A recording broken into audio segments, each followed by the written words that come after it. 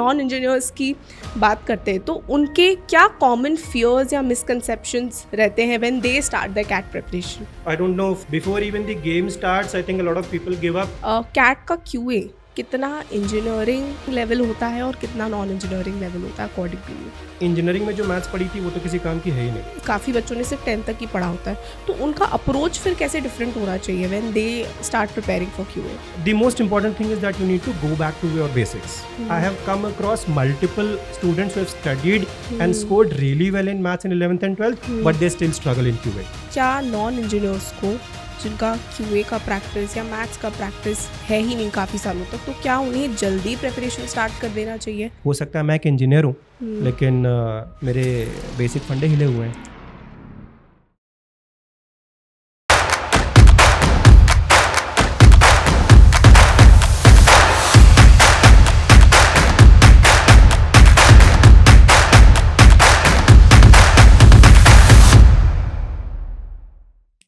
They say cat is an engineer's game. Well, what if I told you it's just a myth? आज के इस episode में हम उसी स्टीरियोटाइप को ब्रेक करने वाले हैं and if you someone who is a non engineer and has a similar thought whether I will be able to crack CAT और नॉट तो ये एपिसोड आपको स्ट्रैटेजी, क्लैरिटी और कॉन्फिडेंस देगा. And for the very first time, we have with us Mr. Abhishek Tripathi sir, who has had over 10 years of experience in management education and test prep industry and has mentored over thousands of students and also a proud SIBM alumnus. And yes, on top of it, a 99.66 percentiler. Welcome Abhishek sir on Supergrads Cat YouTube channel. So to start off with my very first question कि जब भी हम non engineers की बात करते हैं तो उनके क्या कॉमन फियर्स या मिसकंसेप्शंस रहते हैं when they start the CAT preparation? Fair enough. So first of all, thanks a lot Neelam for the very generous introduction, I would say. I think it's a very common problem and a very common thought which a lot of non-engineers have in mind. I don't know, for some reason कुछ तो एक mental stigma रहता है non-engineers के दिमाग में and they are somewhat scared of this examination.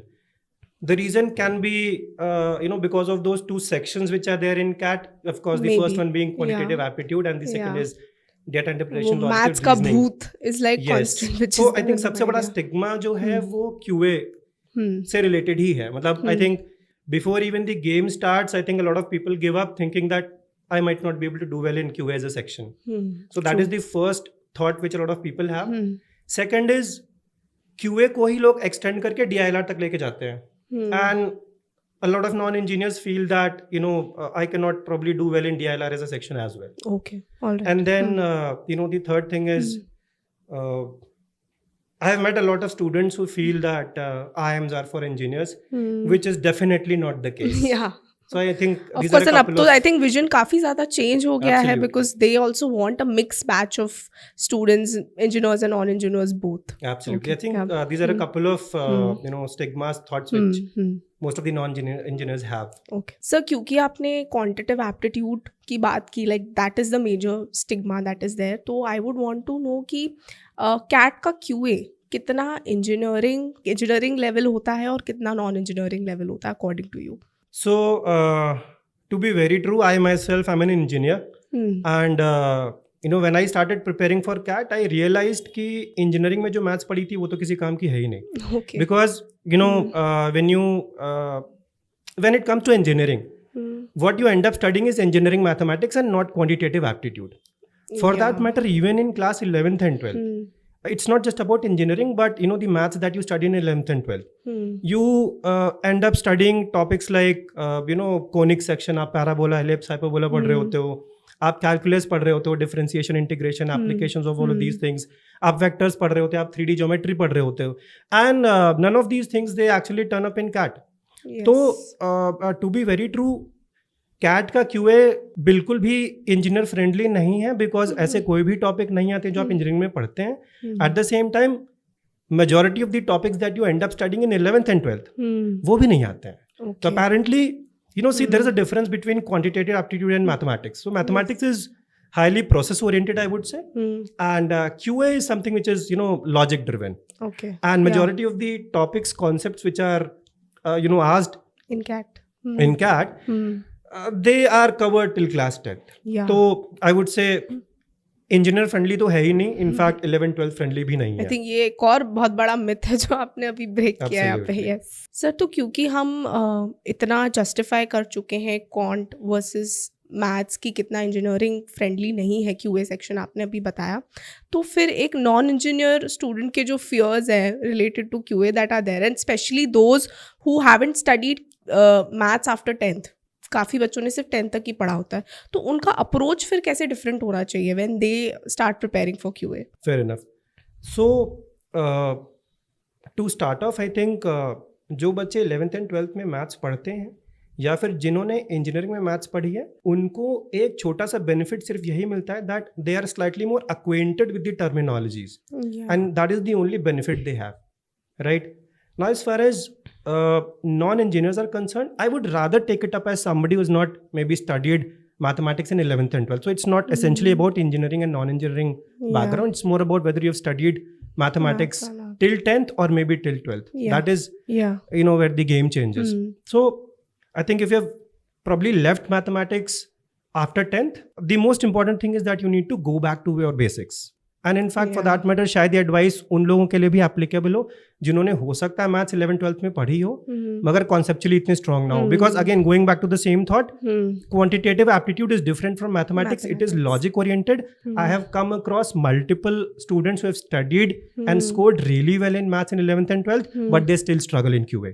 So you need to go back to your basics, ensure that you are able to cover the concepts very thoroughly, and then take your own sweet time to solve a lot of examples, then go on to the questions, right? So that layered learning is very, very important. Okay, all right. So I think yes, that is important for somebody who has probably left mathematics after class 10th. Especially जो specific topics हम जो class 10 तक पढ़ते हैं, like yes, majority of the concepts are taught till class 7th. If you look at the a span of the topics which come in QA, primarily it is driven by arithmetic. Yes. पूरी arithmetic हम 10 तक पढ़ चुके होते हैं. Then algebra. Algebra का जो major portion CAT में पूछा जाता है वो 10th तक कवर हो जाता है. Okay. Right. Algebra का वो पार्ट जो हमने 11th-12th में पढ़ा था उसका बहुत ज़्यादा यूसेज नहीं है CAT के QA में. Okay. Then you have basic concepts of geometry. You have some bit of modern mathematics which contains numbers. Which contains PNC, which contains probability, but these are topics which do not have a lot of weightage, I would say. So majority syllabus, majority portion वही है जो हम 10th तक cover कर चुके होते हैं. Okay. Sir, I think जो आपने layered learning की बात की, I think that strategy would really help a lot of students out there. Sir, इसके अलावा और 2-3 strategies जो आपको लगता है as a mentor students should follow. So to start off, I think commitment is something which is very, very important. A lot of people get into the preparation journey, but they're not really committed to it. Yeah. Right. So commitment is something which is very important, and that is going to ensure that you do the same thing day in, day out. Again, right. For the next maybe 7, 8, 10 odd months. CAT 25 की बात करें तो maybe the next 6 months. I think that process only will be built that Absolutely. So commitment is very, very important. Second thing, conceptual clarity. Right. Yes. CAT as an examination is built on the concept of logic.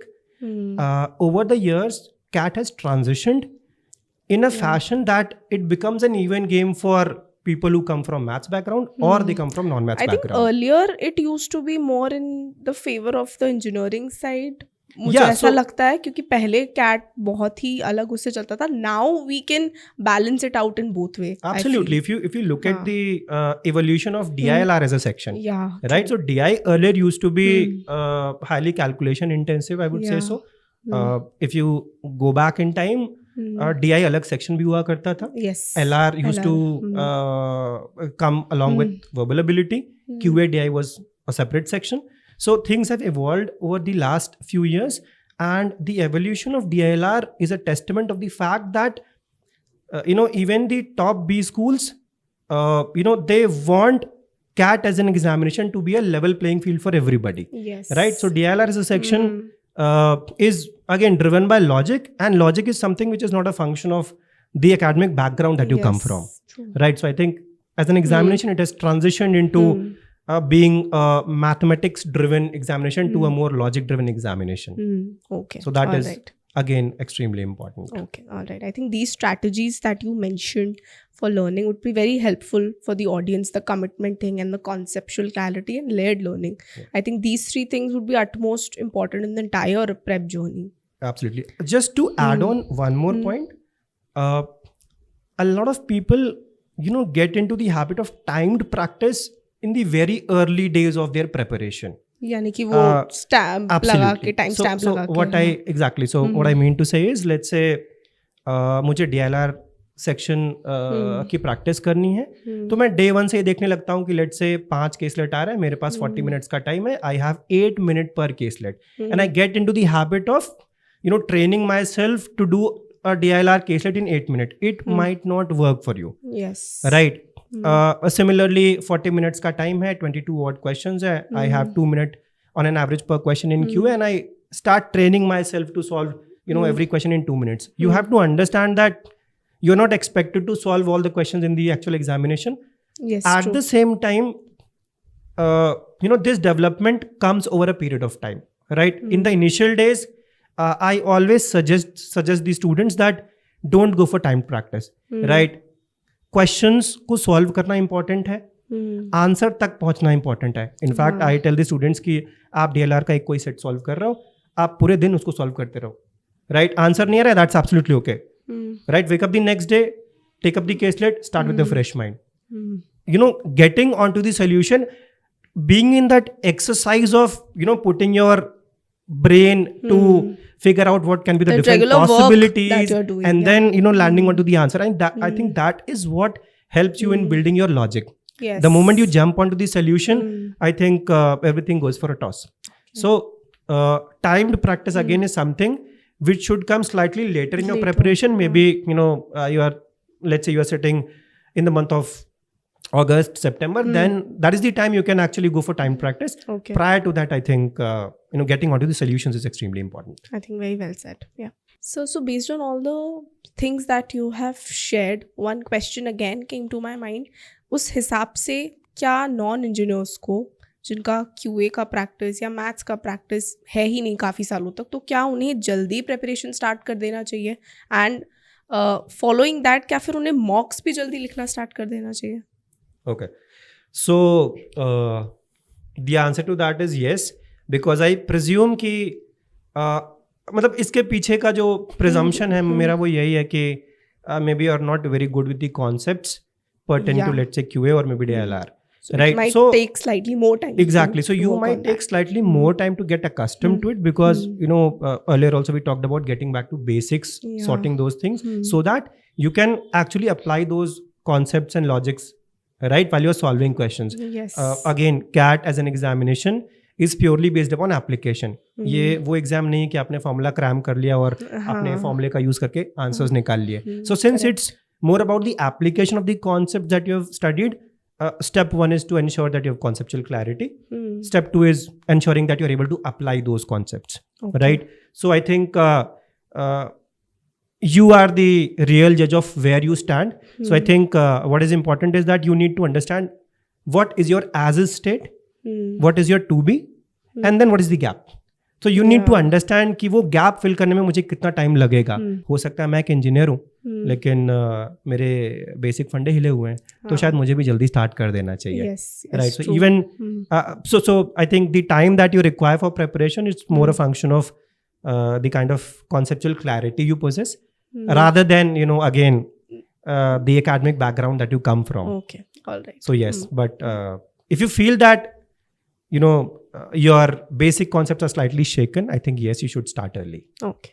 And I think the second part of the question was regarding mocks. Yeah. So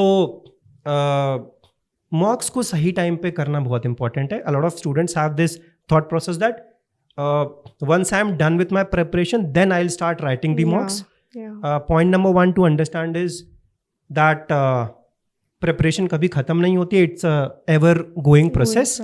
तो कोई भी stage आपकी preparation में ऐसा नहीं आएगा where in you will realise that okay now my preparation is done, right? So that stage is never going to come. The second thing is writing mocks is also a part of the preparation process, because when you write a lot of mocks, you get to understand whether you are able to apply the concept that you have been studying in the classes. Are you able to apply those concepts or not? Okay. Right. So again, analysis of the mocks becomes extremely important. Writing the mocks, of course, is step one. Analyzing the mocks to understand whether Very you are crucial, able to yeah. apply the concepts and where the gaps are, so that you can go back and maybe Yes. correct your entire learning And process. I think maintaining the error logbook along Absolutely, with it, yeah. maintaining the error Yeah. logbook extremely important. So yes, mocks should be started early. अब वो कब शुरू कर देना चाहिए, इसका generally मैं एक कोई स्टैंडर्ड आंसर नहीं देता हूँ, because again it's a function of the level of the preparation of the student. Maybe somebody can start as early as maybe Feb, March, April, right? Yeah. Whereas अगर preparation थोड़ी सी हिली हुई है तो maybe July can be the time wherein you can Yes. start. But yes, one thing is for sure that don't wait for the last moment. ये मत सोचना कि maybe हम अक्टूबर नवंबर में जाकर के सारे मॉक्स सॉल्व करेंगे. Things are not going to happen because you need to work on the insights that you get from the mocks. So you should have enough time for that. Okay, all right. So my next question is, the during MBA journey that you have, how much does this background, that is engineering versus non-engineering, play a major role in your academics in MBA and the placement that you get? Okay. So let's kind of split it into two parts. First, let's talk about academics. Interestingly, जब आप MBA में जाते हैं तो जो आप subjects पढ़ रहे होते हैं उसमें मेजॉरिटी सब्जेक्ट्स ऐसे होते हैं जो इंजीनियर्स ने कभी पढ़े नहीं होते हैं. So I am a mechanical engineer. The only correlation which I could establish during my MBA was regarding the subject such as operations and industrial engineering. Okay. ये दो सब्जेक्ट्स थे जिनके साथ I could establish some correlation. इसके अलावा everything was like no man's land for me. मैंने कोई भी सब्जेक्ट पढ़ा नहीं था. Be it financial accounting, be it macroeconomics, be it basics of marketing, HR, so on and so forth. So none of these subjects I had studied, right? So to be very true, academics में आपके background का बहुत ज़्यादा फर्क नहीं पड़ता है, because the way you are taught things in a B school, they are very, very different. They are their orientation is very, very practical in nature. The learning is through case-based methodologies. Right. So आपका background क्या है इस बात से बहुत ज़्यादा फर्क नहीं पड़ता है. In fact for that matter there were lot of students in my batch who came from the commerce background, but then when they started studying economics in our college, they realized that it's a very different way of looking at the concepts of economics. So not much of a difference कि आप किस background से आ रहे हैं. Now when it comes to placements, again let's split placements into two parts. One is the summer internships and the other is final placements. Summer internships के case में जो चीज़ें मैटर करती हैं वो ये है कि आपके बैकड्रॉप में ग्रेड्स क्या हैं, आपका करंट स्पेशलाइजेशन क्या है, if you have some prior experience, so in what domain you have that experience. Generally companies do not put a lot of focus on what background do you come from, unless and until there is a specialized requirement to say so. For example, in my case, I interned with a manufacturing MNC, and the internship project which I was supposed to work on was such that it required somebody to have come from an engineering background. So that project could have been handled by somebody coming from a mechanical engineering background.